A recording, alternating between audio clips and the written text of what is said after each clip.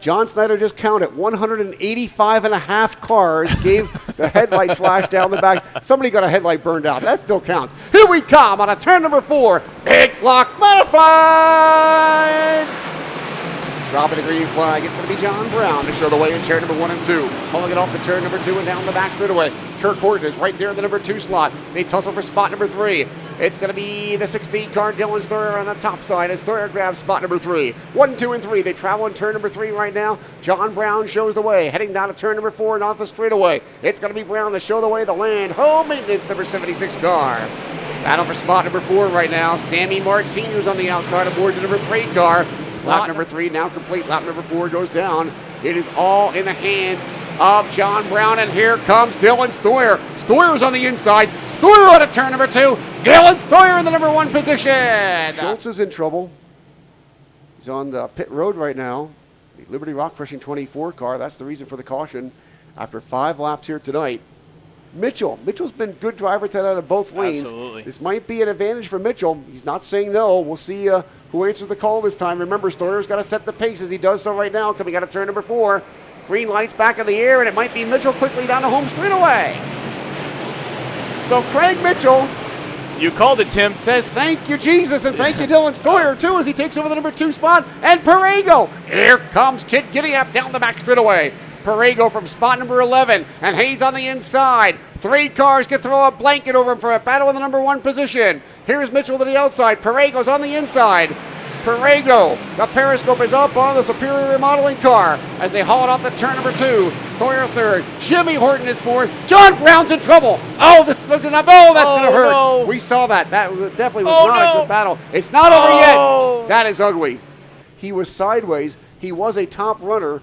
And, of course, we see on the replay right there, he lost a handle on things, and he's a front runner. The whole train is bearing down on him. Boy, Storms hit him a whole bunch there. Yeah, he hit him square and on right the side there. there. Was replay again. Right there is where John Brown is on the extreme outside. He starts to lose it.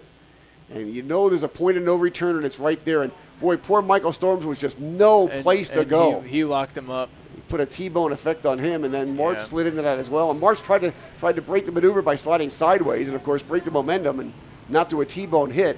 Yeah. It'll stick out of turn number 4 this time. Hollywood Craig Mitchell back to green flag racing action out of turn number 4 and down the straightaway.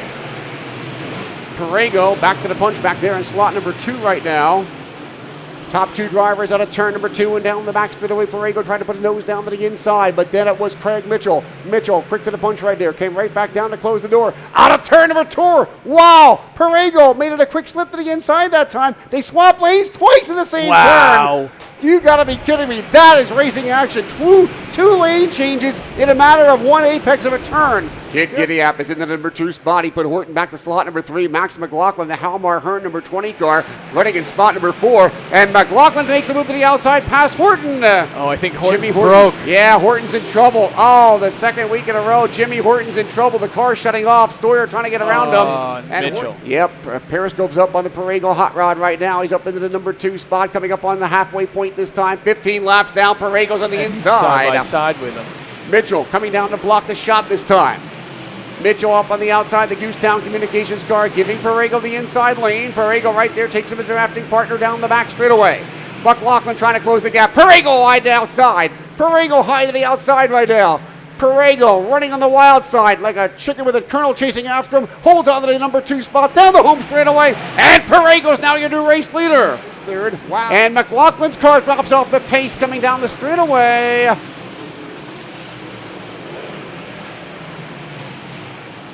Max McLaughlin in trouble. You know, I'd be a betting man, but the way he wiggled that car back and forth out of turn 4, that might have been a fuel circumstance. White flag flies this time. Kid Giddeyap, Anthony Perrego in the Superior Remodeling 44 car. He'll try and put one more car lap down out of turn number 2. Gives him the beep beep nudge out of turn number 2 and down the back straightaway. Doesn't know where spot number 2 is. Ladies and gentlemen, for the 3rd time in 2 weeks, here he comes out of turn number 4. Kid Giddeyap, Anthony Perrego. Shepard's on the outside. Second place battle right down to the wire. Transponder stand by. They swap him out of turn number 4. Right down by a whisker, by a radiator cap. Mitchell takes the number 2 spot. Shepard 3rd. Van Imingen 4th. Dipple 5th. Wow, I'll tell you what, that's some driving again. Second week in a row here at the Orange County Speedway. Third time in Victory Lane.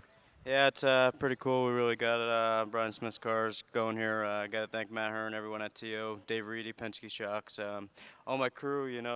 They're doing a great job, and we're racing a lot, and they're working hard. Hardest part about that feature seemed to be the last 3 laps when he got into lap traffic. He didn't quite know where the second place guy was. Yeah, I didn't really know where he was, so I was making good moves off of 2 on the bottom there, and figured if I didn't leave the bottom in 3 and 4, I was going to be okay. Mitchell catch you by surprise a couple times. He drove a great race tonight.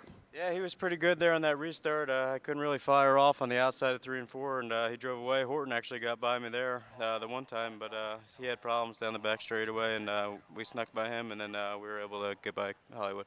Right, most of the distance you're wondering exactly where Matt Shepard was, because in that last restart you saw him up there in the top 4. Yeah, the C's kind of parted there early, and I got there pretty quick, but I kept hearing on the radio he was coming up through there. So as long as we kept off the bottom of 4, it was going to be tough to get by us. Job well done this Saturday night. Congratulations on a drive well done back to Victory Lane. 3rd checker flags in 2 weeks. Next Saturday night, it's a big one, big paycheck. Yeah, hopefully we can keep things rolling here, and I got to thank everybody in the drive-in for sticking around and hanging out for a good race. All right, Kid Giddy Up, Anthony Perrego here tonight at the Orange County Fair Speedway.